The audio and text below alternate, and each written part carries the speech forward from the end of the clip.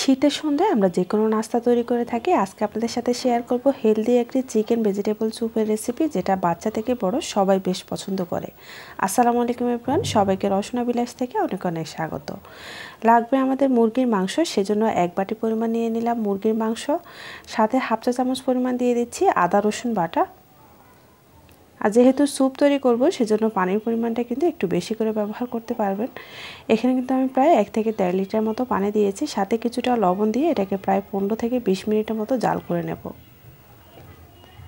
পানির উপর থেকে এরকম কিছুটা ফেনাযুক্ত অংশ উঠবে, সেটা কিন্তু আমি ফেলে দিচ্ছি। আর এই স্টকটা কিন্তু দিয়ে আমরা স্যুপটা তৈরি করব। চিকেনটাকে তুলে নিচ্ছি। একই পানিতে দিয়ে দিচ্ছি 2টা মিডিয়াম সাইজের আলু, একটু মোটা মোটা কিউব করে কেটে নিয়েছি। আর সাথে দিয়ে দিচ্ছি হাফ কাপ পরিমাণ গাজর কুচি। আপনি যে যে সবজি পছন্দ করেন সেটাই কিন্তু ব্যবহার করতে পারেন।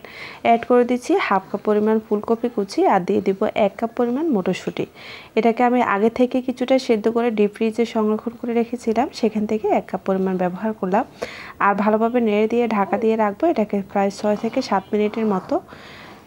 সবজিটাকে এমনভাবে সেদ্ধ করতে হবে যেন ভালোভাবে সেদ্ধ হয় এবং সবজিগুলো গোটা গোটাও থাকে। একেবারে গলে ভর্তা করলে কিন্তু ওই সবজিটা দেখতে ভালো লাগে না। সবজিটাকে নামিয়ে আমি এক সাইডে রেখে দিচ্ছি। আর এখানে একটি হাঁড়িতে 2 টেবিল চামচ পরিমাণ তেল দিয়ে দিলাম 1 টেবিল চামচের মতো রসুন কুচি, আর হাফ চা চামচ দিয়ে দিলাম আদা কুচি। আদা রসুনটাকে কিছুটা ব্রাউন করে ভেজে নেব। এর মাঝে দিয়ে দিচ্ছি 2টা কাঁচামরিচ কুচি, আর দিয়ে দিচ্ছি যে চিকেনটাকে আমরা সেদ্ধ করে রেখেছিলাম সেটাকে এভাবে একটু ঝুরা করে নিয়েছি। আদা এবং রসুন কুচির সাথে কিছুটা ভেজে নেব, এতে করে খুব সুন্দর একটা গ্রান আসবে। আর দিয়ে দিচ্ছি কিছুটা পরিমাণ গোলমরিচ গুঁড়া, এখানে প্রায় 1/4 টিস্পুন মতো দিয়ে দিলাম। আর যে চিকেনের স্টক দিয়ে আমি সবজিটা সেদ্ধ করে রেখেছিলাম সবগুলো সবজি কিন্তু দিয়ে দিচ্ছি। দিয়ে ভালোভাবে ফুটিয়ে নেব। যেহেতু সবগুলো সবজি এবং চিকেনটা সেদ্ধ করাই আছে, এটা কিন্তু খুব বেশি সময় লাগে না। এখানে 1.5 টেবিল চামচ পরিমাণ দিয়ে দিলাম সয়া সস, আর দিয়ে দিচ্ছি 2 টেবিল চামচ পরিমাণ টমেটো কেচাপ। দিয়ে ভালোভাবে মিশিয়ে নিচ্ছি। স্যুপে ব্যবহার করার জন্য নিয়ে নিচ্ছি একটি ডিম। ডিমটাকে খুব ভালোভাবে ফেটিয়ে নেব। চাইলে কিন্তু এখানে আরেকটু বেশিও ডিম ব্যবহার করা যায়, কিংবা ডিম ছাড়াও রান্না করা যায়। ফেটানো হয়ে গেলে এক হাতে দিয়ে দিব ডিম, আর অন্য হাতে একটা চামচ দিয়ে ভালোভাবে নেড়ে নিচ্ছি। এতে করে খুব সুন্দর একটা ডিমের লেয়ার পড়ে, দেখতেও খুব ভালো লাগে। স্যুপটা ঘন করার জন্য 2 টেবিল চামচ পরিমাণ কর্নফ্লাওয়ারের সাথে আমি 3 টেবিল চামচ পরিমাণ পানি দিয়ে ভালোভাবে মিশিয়ে এক হাতে দেবো, অন্য হাতে এভাবে নেড়ে নেব।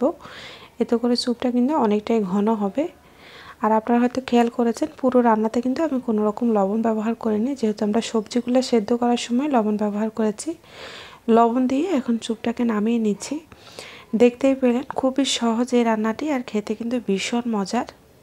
শীতের সন্ধ্যায় গরম গরম এরকম এক বাটি স্বাস্থ্যকর স্যুপ হলে কেমন হয় বলুন তো? বাচ্চা থেকে বড় সবাই কিন্তু ভীষণ পছন্দ করবে। আর মোট কথা হাতের কাছে যে যে জিনিসগুলো থাকে সেইটা দিয়ে আপনি তৈরি করে নিতে পারেন। বাচ্চাদের জন্য তো এটা অনেক ভালো একটা রেসিপি। ভালো লাগলে চ্যানেলটি সাবস্ক্রাইব করে রাখবেন।